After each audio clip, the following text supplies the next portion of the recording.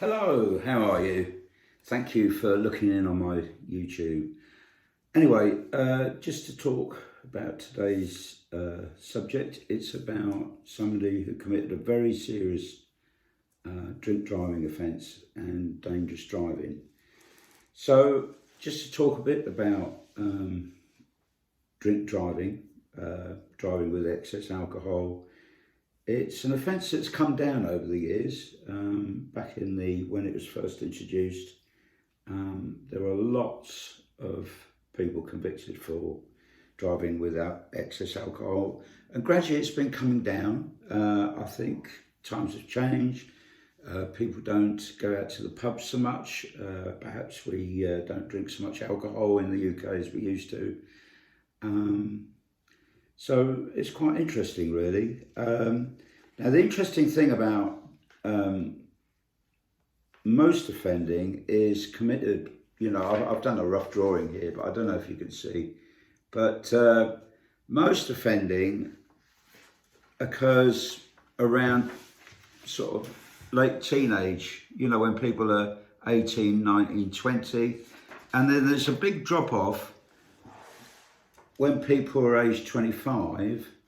People seem to settle down age 25, and they're not taking so many so many risks, and not making so many mistakes and things like that.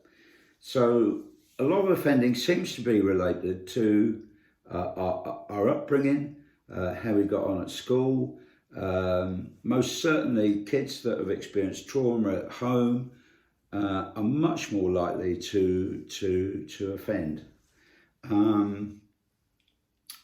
Now, most offences are committed by men as well.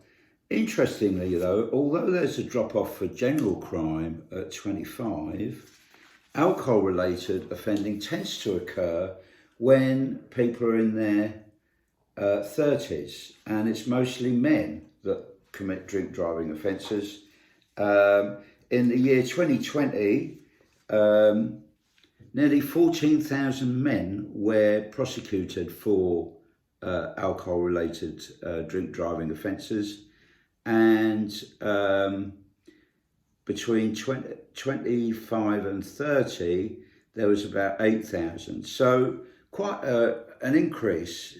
So the majority of alcohol-related offending tends to be committed by men in their 30s. Women, by contrast, there's about 2,500 in that year were convicted for drink driving offences. So that was in 2020. So considerably less. And statistics tend to show that women tend to have less accidents too on the roads. And they're different sort of accidents. They tend to be at junctions, whereas men seem to involve speed. Now, just to show you that actually we have been making progress in the country, the lower line are accidents caused by drink driving, and the upper line are accidents, general accidents that are not necessarily alcohol related. But you can see that from the 70s, it's been going down and down and down right up to today. So, there's been progress over the years. There was a bit of a rise in 2022 and everybody was alarmed. But actually, overall, we've been making progress. There are less and less alcohol-related drink driving offences over the years. And we're in the league table of all nations. I think the USA are top. One of the worst performing countries for alcohol-related drink driving offences, and we're about halfway down a league table.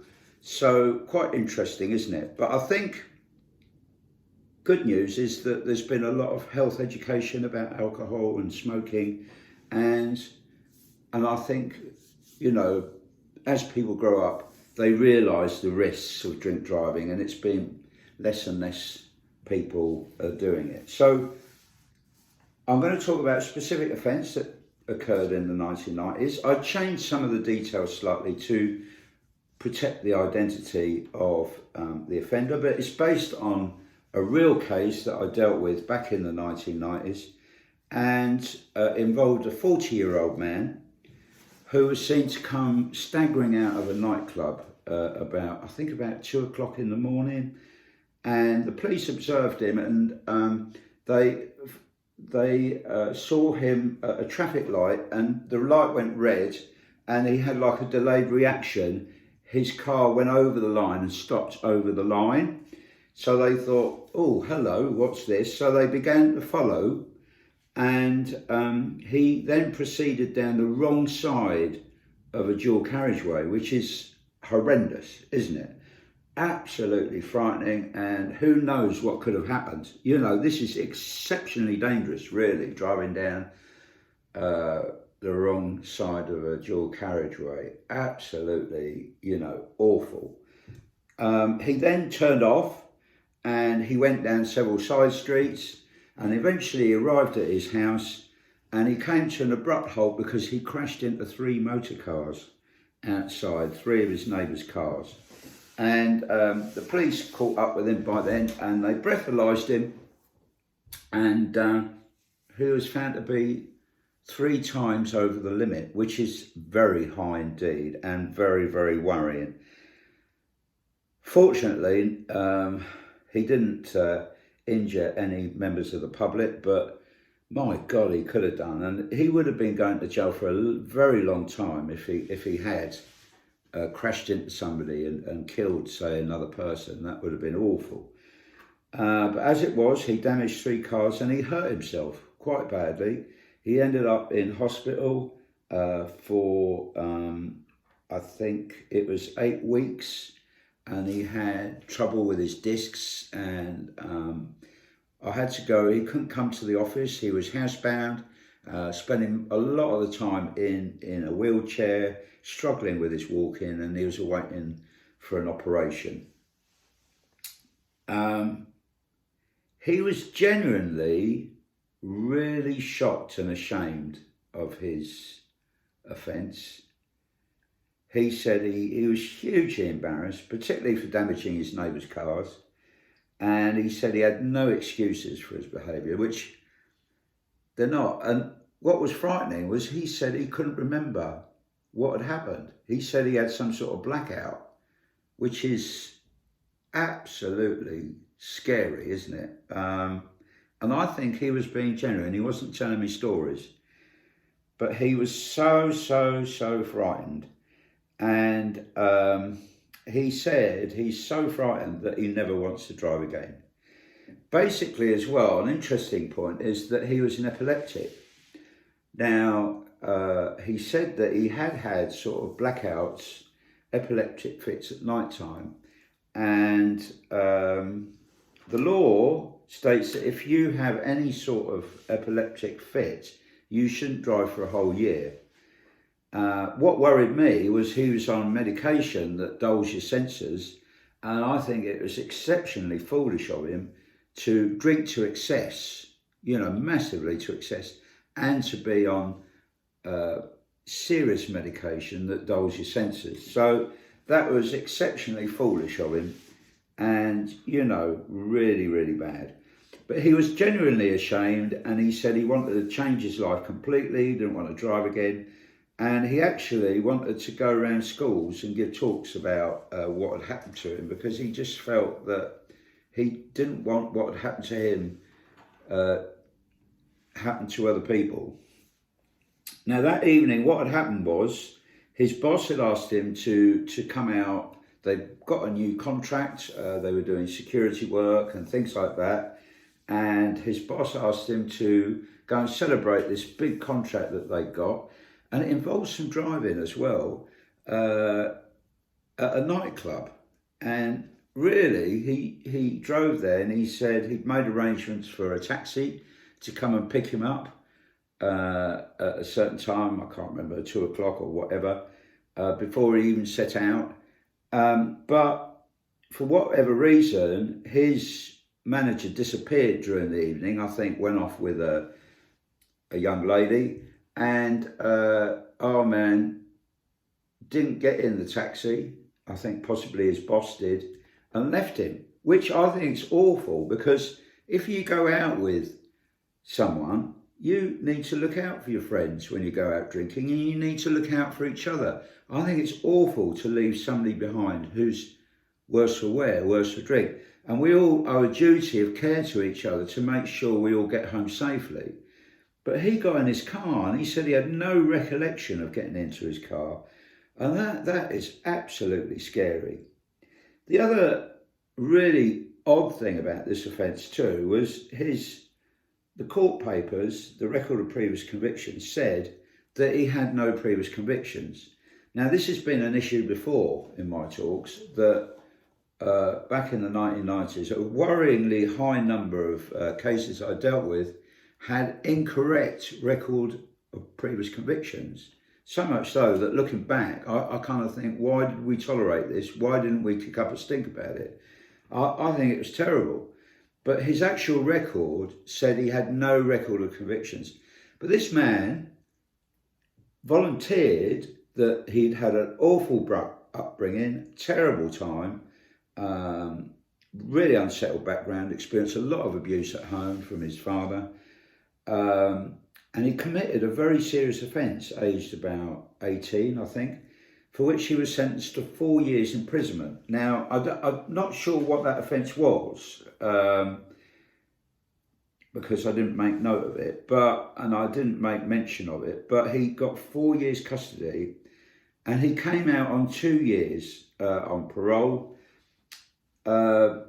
He said that he was exceptionally fond of his probation officer throughout this period, because he had the same probation officer who helped him immensely, and his probation officer got him doing all sorts of positive things, like he did art, and he discovered he had quite a good talent in art.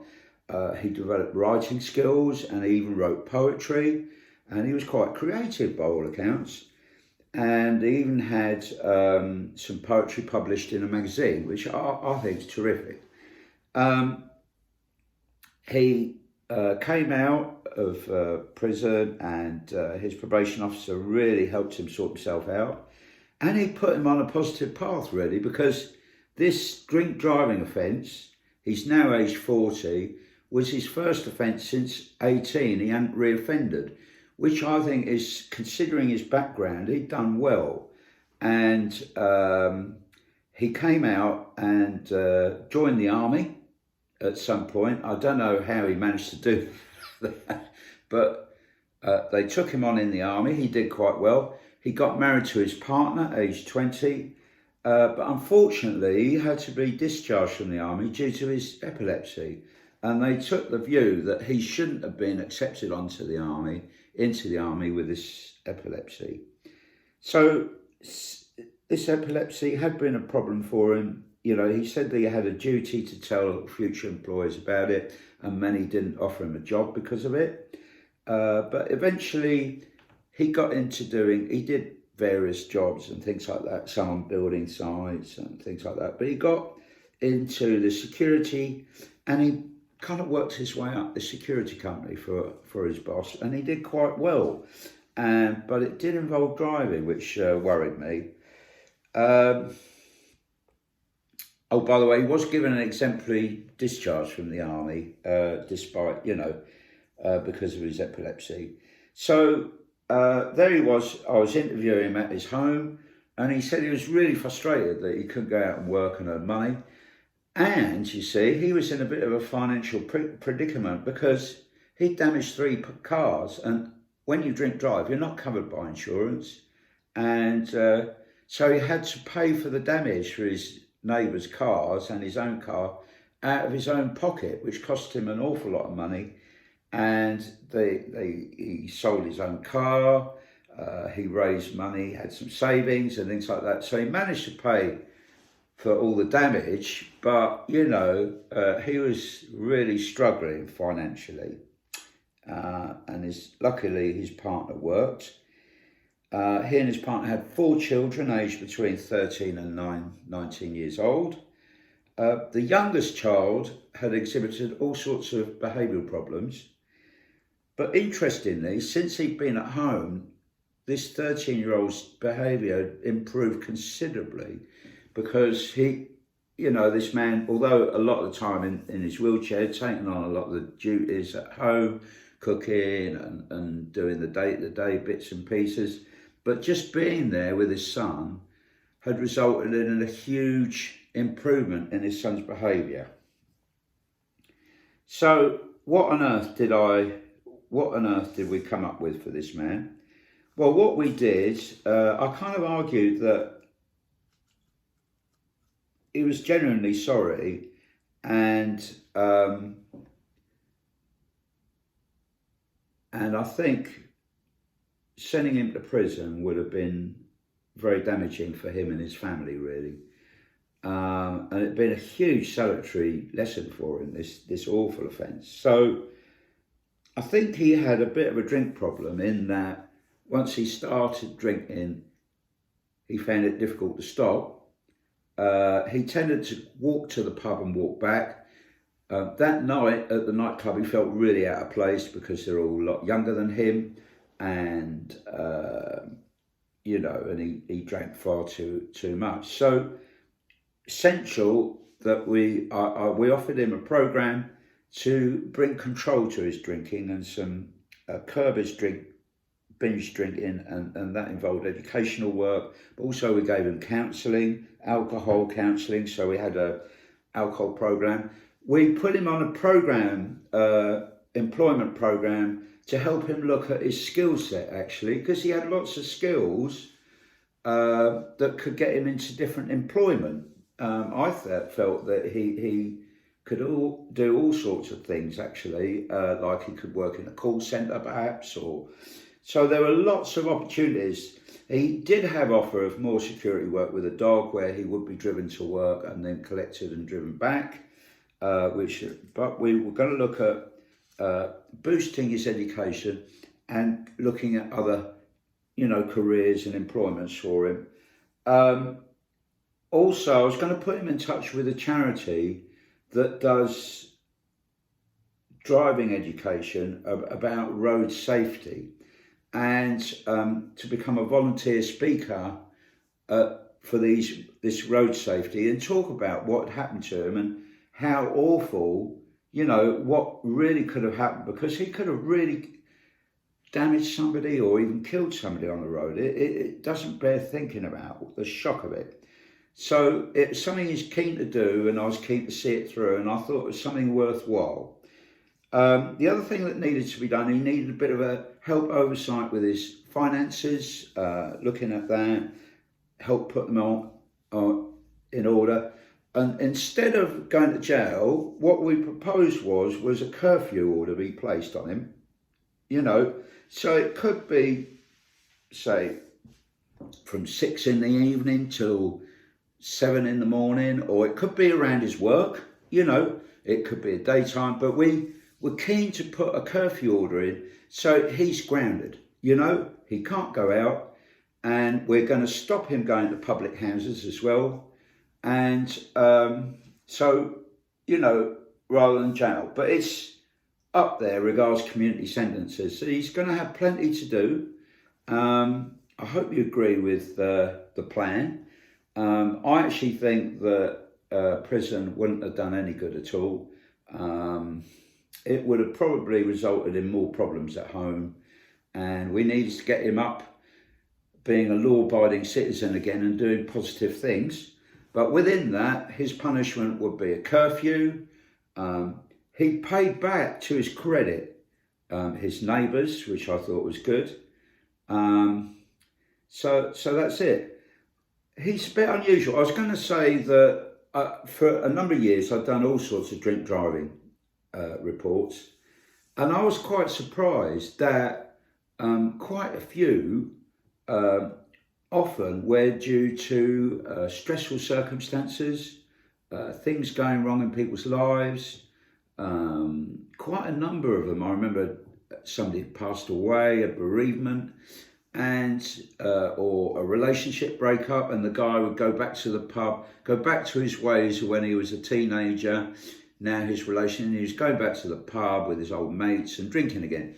So it's quite interesting, really, that it's not always frivolous behaviour. It's sometimes linked to a problem, you know, like somebody dealing with a bereavement really badly and resorting to alcohol. So it's not always stupid, frivolous behaviour. But I think, luckily, the drink driving fatalities and drink driving offences coming down year on year, but we want to get it down to 0, don't we? Anyway, all the very best. I hope you enjoyed listening to this video and finding it interesting. Don't forget to look out for the book that I wrote. It's quite interesting. It's called You, the Sentencer, and you're given a number of court reports and you decide how these people should be sentenced. Anyway, look out for it. The details on my YouTube page, and all the very best. Cheers now. Bye-bye.